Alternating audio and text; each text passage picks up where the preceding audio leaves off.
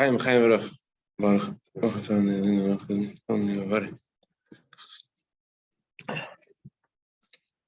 We covered a lot of the Farbrengen that we're learning from 1960. I wanted to go towards the end of the Farbrengen.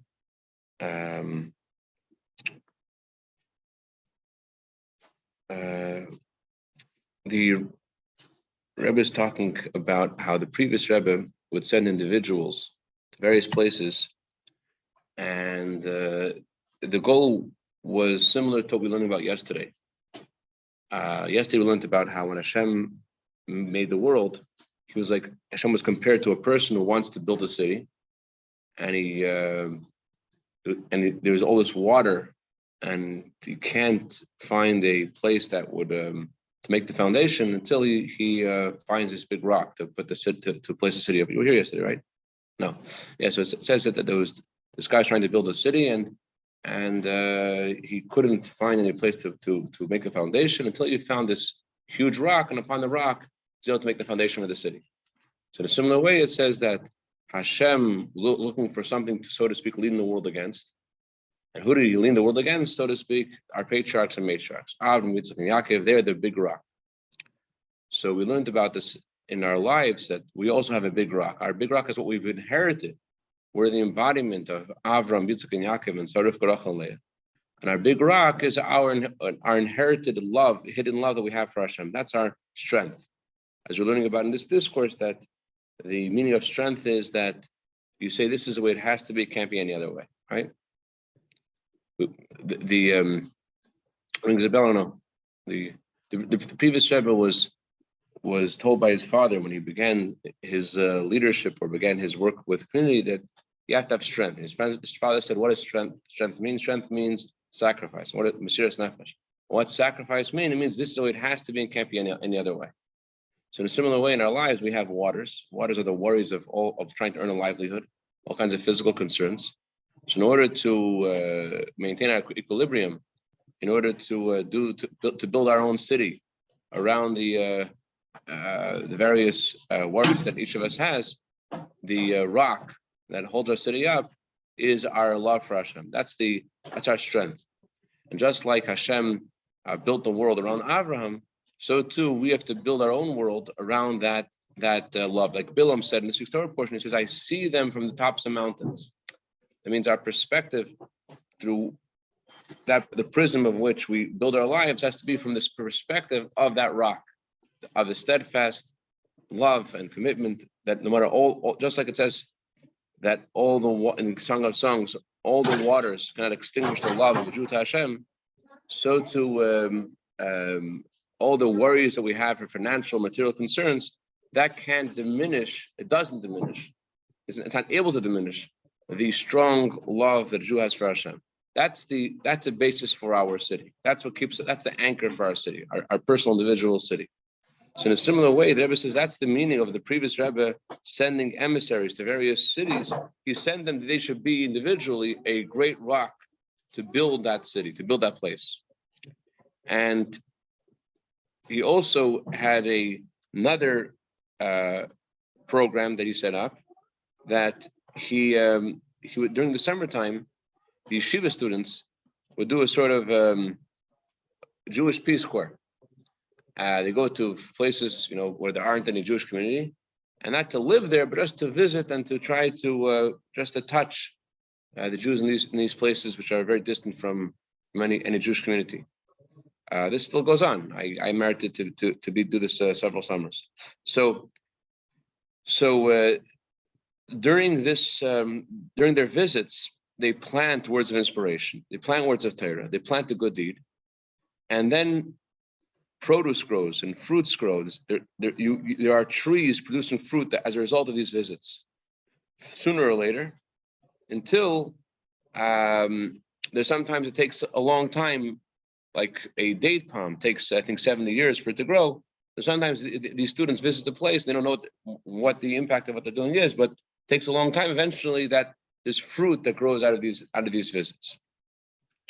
So Baal Shem Tov said that Hashem spread the Jewish people throughout the world, and even when you get lost in the road, The reason you get lost at the Baal Shem Tov is in order to purify that place that you're in.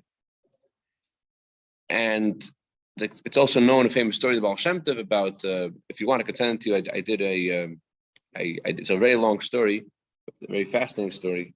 I could send it to you if you ask me afterwards. So it's about the Baal Shem Tov being in a certain place, and there was a wellspring there. And the Baal Shem Tov was said how this wellspring was waiting since creation, so that Jews should use this wellspring to wash their hands before davening mincha, to sing a bracha on it. So that's why a person ends up in a certain place, is to purify that place. So it could be that something happens to you on the road somewhere, and you're on the way to go somewhere else, and you end up staying on the road. And it could be that there's something you do in that place on the road which is more significant than the place that you're heading to. You're in Hebrew, al-mida means to stand in one place. Halicha means to move to a new place. It could be the place that you're standing in has more significance than the place you're going to. Even though you may only be there for a short time, one night, one day. Just like when the Jewish people traveled in the desert, the tabernacle was put up sometimes for a day, and then they had to, even though they were there just for one day, they put up the whole tabernacle just for one day. So in other words, Hashem wanted that spot to have the holiness of the tabernacle just for a day. So in a similar way, that every Jew, it could be you go to one place, you're just there on the way somewhere else. But since you're there from mission of Hashem, that mission makes that place significant, to be considered permanent. And that specific location, that specific item you do in that place could cause fruits that grow more, cause other fruits to grow until there is no end. I'm sure I've seen this in my life many times. I'm sure you've seen this. So this thing that happened to happen out of nowhere, and wasn't part of your plan, and that was more significant than all things you planned for. There's another point that doesn't mention here. But in other occasions, thinking about Chaf Aleph Kislev in Tafshin Lamed Zayin, in Tafshin Nun, 1990, Chaf Aleph Kislev, they spoke about how whenever you approach any mitzvah, you have to feel you're doing something which is forever. The mitzvah is forever, because just for Hashem holds on to that mitzvah. Hashem is our father. So for a father, a child comes over to him and hugs him and kisses him. It's something which touches a part of the Father, which is forever. So a Jew does one mitzvah for the Eibusher, it's forever, and that's the way it is in heaven. But also in this world, Mashiach will come. We'll see how how the mitzvah is forever even now. So in a similar way, when a Jew approaches a mitzvah, he has to feel I'm doing a forever thing.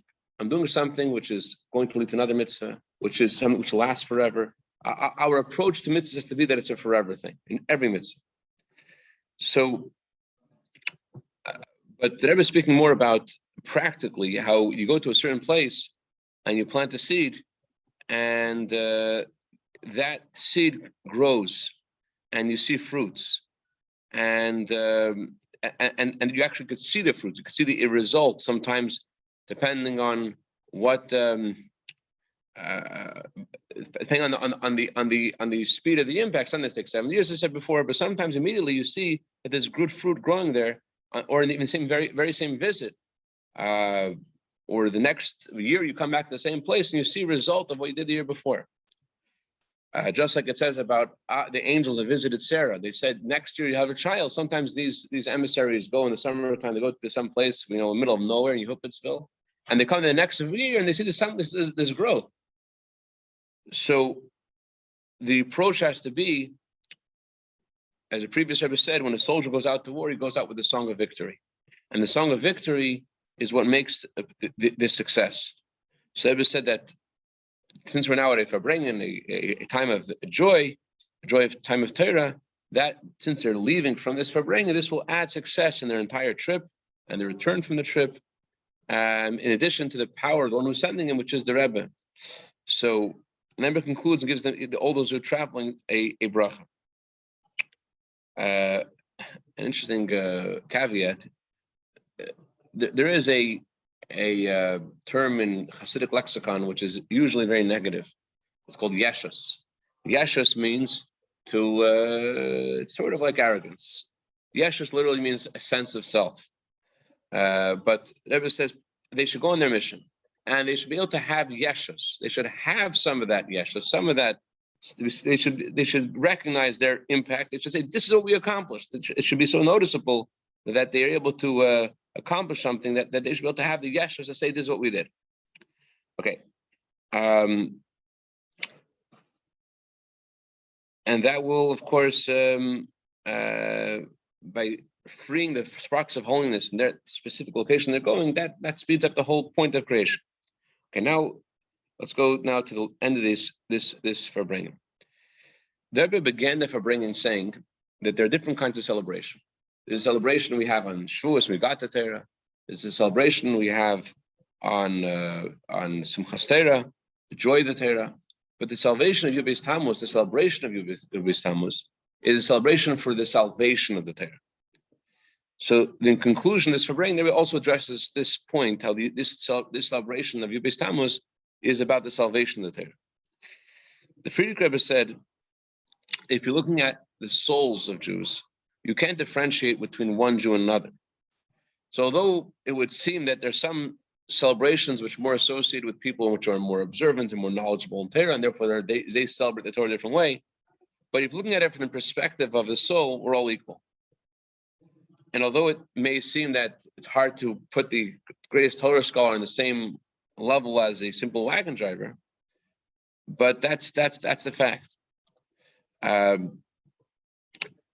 Among Torah scholars, or those who keep the Torah, B'nai Torah themselves, there are many different levels.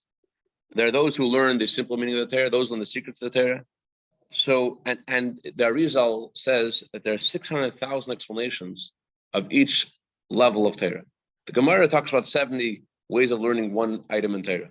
The Arizal says there's 600,000 mother souls, and because of 600,000 generic souls, and every soul has its portion in Torah. That means there's 600,000 explanations for the Torah. And since there are 4 levels of Torah, there's 600,000 explanations of each level of Torah. That means there are millions of explanations of Torah. I wonder, just like they're called mother souls and they're offshoots of those souls, I wonder, since every Jew is meant to contribute to every part of Torah, maybe there's millions and millions more, depending on how many souls are created from those original 600,000 souls. And then maybe there are millions more. But here, it just mentions that there's millions of explanations of Torah. Everyone is able to have innovation in Torah according to their level. So that's these differences that we find in everyone's perspective, what they're able to figure out in Torah. That's only if you're looking at it from the perspective of the chain of godliness. Hashem, in creating this world, there was a process of God's light becoming more and more filtered and contracted until it produced this world. So looking at it from the perspective of that system, so then you could say, I am on this level of the system, on that level of the system, on my understanding, based upon my understanding of Torah. But but that's from the perspective of that system of that chain. When we say all Jews are equal, we're talking about God Himself, the essence of Hashem. Hashem's essence is not different in this world and in the higher world. Hashem's essence is the same everywhere. And it's from this perspective of Hashem's essence that we say that all Jews are equal. So what unites us is a lot higher than what divides us. The division between one Jew and another is based upon how much of a glimmer, how much of the light of Hashem do they experience? Do they experience a little bit of Hashem's light or a lot of Hashem's light? But the distinction between them is negligible in comparison to what unites them. What unites them is that they both are connected. Every Jew has a part of God's essence in him. So the various degrees of God's light they receive is only a distinction in the light of Hashem, but the essence of Hashem is equal in everyone. And that's relevant to our approach in spreading Chassidus and spreading Yiddishkeit to the outside.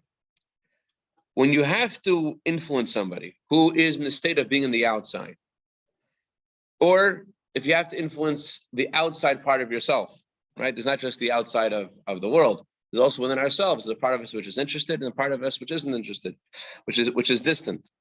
So if you need to influence the outside, someone who's in the outside, or the outside within yourself, it's possible that you may start making an estimation about someone. You might say that this particular item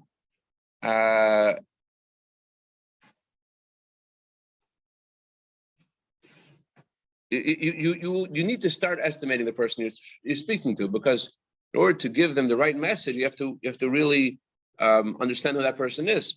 You're not able to give everyone the same message. You have to know what subject, what idea is something that this person could absorb. But that also, while you're estimating this person, you may get disillusioned with how much a person can handle. And as you're doing this estimation, that may diminish your devotion to your mission. Because you're involved in the specifics, nitty-gritty, you start thinking about, well, this person can handle this person can handle that. I guess, like, for example, you come to the conclusion, you say, this person, the only thing they can handle is that will be meaningful for them in Yiddishkeit. Like, I have some friends who are in college campuses throughout the United States and spreading Yiddishkeit, and the question used to be is, who wants to come to my house for kishke, for cholent? Students don't know what cholent is. Who wants to go to an event that celebrates Israel? We're having an event celebrating Israel, and have Israeli foods. And now my friends say, if you want to get students interested in coming to an event around Israel, make a BDS event. Yeah, God forbid. You know BDS. Okay, I'm glad you don't know. Yes, it's an anti-Semitic movement about boycotting Israel. So unfortunately, in college campuses, it's rampant. This anti-Semitism, and Jews are at the forefront of it. So when you're trying to think of what's relevant, what could this person handle, you start thinking about, well, this person can handle too much. All they can handle is something, like if I tell them about something that the Torah says about, let's say, about being merciful to all creatures, that's something they can handle because they don't like being called Jewish. They don't like Israel. They don't like Torah. They don't like. But if I tell them something about, when we're trying to figure out one specific item that may be relevant to this person, that may make you want to, it's not so important what I'm doing right now. But that's only of looking at it from the perspective of the degree of light that person is experiencing. But if you're looking at it from the perspective that there's something of God in this person, there's something of the one who sent you in this person. God is sending you, and there's something of God that Hashem put that in that person. That person has a part of God in him. So imagine if that truth was not just something you knew about in the periphery of your mind. Imagine if that truth was something that you actually was engraved in your system, engraved in your psyche. So then there's no difference between what that person is saying they're up to, or what they have deeper inside of them or not. This person is actual part of Hashem. So that, by realizing the person you're speaking to has a part of Hashem in him, that will give you the alacrity to share the well springs with this person and to reach the person who's in the outside. And this will also help you reach the outside within yourself. What does it mean, the outside within yourself? So I was saying before that the outside within yourself is the part of you which is disinterested in Yiddishkeit. But on the simple level, the Rebbe says the meaning of the outside in yourself is the soul has different layers. There's the essence of the soul, as we're discussing till now, the part of God which is in us. There are the various soul powers. Every soul has 10 soul powers, 3 intellectual, 7 emotional.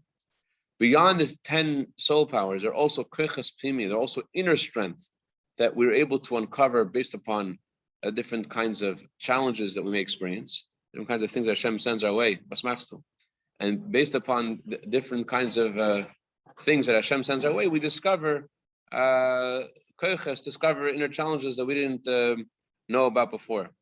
Like once we're discussing about the Medrash gives a parable to The Medrash gives a parable, three parables actually, to discuss how Hashem tests people and the purpose of tests are. One parable is about a person who tests a glass. He puts a hammer and he hits the hammer against the glass to see how strong the glass is. So in a similar way, Hashem doesn't send tests to people who can't handle them. He tests them according to the glass that can handle it. But there's another test that the Medrash describes of an ox that goes to plow a field. He plows it. You give that ox the yoke that he could handle based upon the field that needs to be plowed. So Hashem gives everyone their different strengths and to counter the different challenges we have. That's why it says in the beginning of the Tanya, it says Hashem gives every Jew an oath before coming to this world to be a tzaddik. So the Hebrew word for oath is related to the word to be satiated. For coming to the world, Hashem satiates the soul with strength, and part of that strength we get is from the actual oath itself. The actually being in Hashem's presence and making that oath to Hashem, that itself gives us strength. That oath itself, just like the Talmud says that sometimes a person may want to swear, make an oath, he's going to perform a mitzvah. Why do you want to make an oath to perform a mitzvah? Because that oath itself that you made will reveal within you inner strength to do that mitzvah. And when you swear to do something, that connects you to something in a much deeper way and with much more greater strength than had you not made the oath. So in a similar way, Hashem, by being Hashem's presence, that makes a connection with us in Hashem. As the famous story, which I should have shared, I think, a while ago, I don't know if you remember, there was a chas named Mechamed de Bravne. Mechamed de Bravne, he was once walking in Russia, and he saw a sentry, he saw a soldier at his post, and a sergeant or a general passes by this humble soldier, and he salutes him. The soldier does not salute back. And the sergeant says, "Take this guy and whip him. How dare you not respond to the salute of a sergeant?" And the soldier says, "Your Majesty, can I just say something in my defense? The reason I didn't salute you wasn't because I don't respect you. It's because I'm so cold over here that I can't move my hands." So the sergeant said, "That's not a good excuse. Because every soldier, before becoming a soldier in the Tsar's army, has to take an oath in front of the Tsar that he will protect the Tsar with his life. That oath should have kept you warm. That oath should keep you warm." So in a similar way, Rebbe Chaim, looking at this, he says, this experience, this story that he saw, infused the service of Hashem with fire for 10 years, thinking about how his soul was in front of God and made that oath to do what Hashem said to do. So that's a generic thing for all souls. But there's also a specific energy that Hashem gives, besides the fact that all of us are part of God. Hashem also gives every person the specific things they need to counter whatever challenges they have. There are generic things that Hashem gives all souls, but then there is something specific that you're given. So that's another layer in your soul. But then there is the most external part of you. What's the most external part of you? Your thought, your speech, and your action. Those are called the garments of the soul. Those are the way your soul expresses itself.